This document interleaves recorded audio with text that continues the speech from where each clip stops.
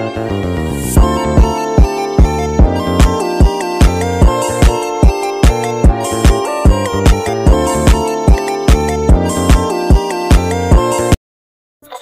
warahmatullahi wabarakatuh. Perkenalkan, nama saya Eni Isnawati dari S1 Keperawatan kelas 5A dengan NIM 21110110002. Di sini saya akan menjelaskan edukasi tentang penyakit Kisprung, di mana saya buat video ini untuk memenuhi mata kuliah keperawatan anak. Sebelum saya menjelaskan detail jauh tentang Kisprung, apa itu sih penyakit Kisprung? Ada yang tahu? Kalau belum tahu, saya akan kasih tahu ya. Jadi, penyakit Kisprung merupakan gangguan kesehatan pada bagian usus besar yang terjadi karena faktor keturunan dan lingkungan. Sering terjadi pada anak-anak di usia dini. Umumnya, penyakit Kisprung ini disebabkan karena adanya kelainan saraf pada usus besar, di mana otot usus tidak ditemukan dan yang terjadi tinja menumpuk di usus besar sehingga menyebabkan anak sulit atau bahkan tidak bisa BAB secara normal. Apa sih penyebab dari Kisprung itu? Jadi penyebabnya itu belum diketahui, akan tetapi diduga terjadi karena adanya faktor keturunan dan juga lingkungan. Sering terjadi pada anak dengan Down syndrome. Penyakit ini terjadi karena adanya kegagalan migrasi sel ganglion saraf ke segmen usus. Untuk tanda gejala penyakit Kisprung ini terjadi menjadi 2 tahap, yaitu pada neonatal atau bayi baru lahir dan juga pada masa kanak-kanak. Untuk pada masa neonatal atau bayi baru lahir, biasanya keterlambatan pengeluaran feses dalam 48 jam setelah lahir, dan juga muntah berisi empedu berwarna hijau dan perut kembung.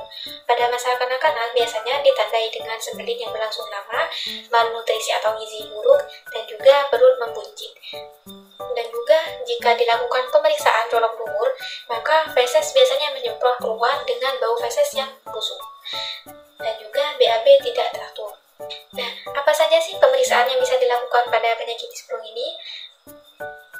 Apa ya? Jadi, pemeriksaannya itu ada 3, yaitu biopsi dan juga kolonoskopi serta radiologi dengan kontras enema. Biopsi biasanya ini digunakan untuk mengukur seberapa parah kondisi Kisprung. Untuk kolonoskopi, biasanya pemeriksaan ini dilakukan untuk mengetahui terjadinya gangguan atau kelainan pada usus besar atau yang biasa dengan kita sebut dengan kolon, dan juga rektum yang sering menimbulkan gejala seperti sakit perut, darah pada tinja, diare yang berkepanjangan, gangguan BAB, dan gambaran yang tidak normal di usus pada pemeriksaan foto ronsen dan CT scan.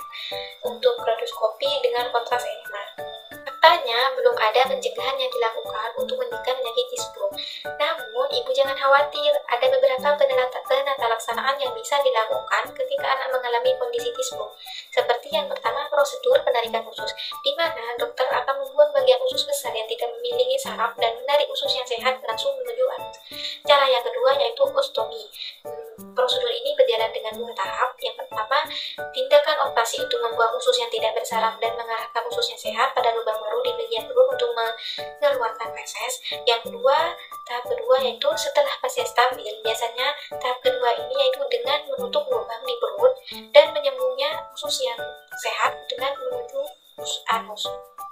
Tidak hanya itu, dilakukan perawatan setelah bayi menjalani operasi. Pengobatan yang saya jelaskan tadi dengan mengonsumsi makanan yang tinggi serat, terus meningkatkan cairan dengan mengonsumsi banyak air putih untuk meringankan sembelit yang dialami oleh anak.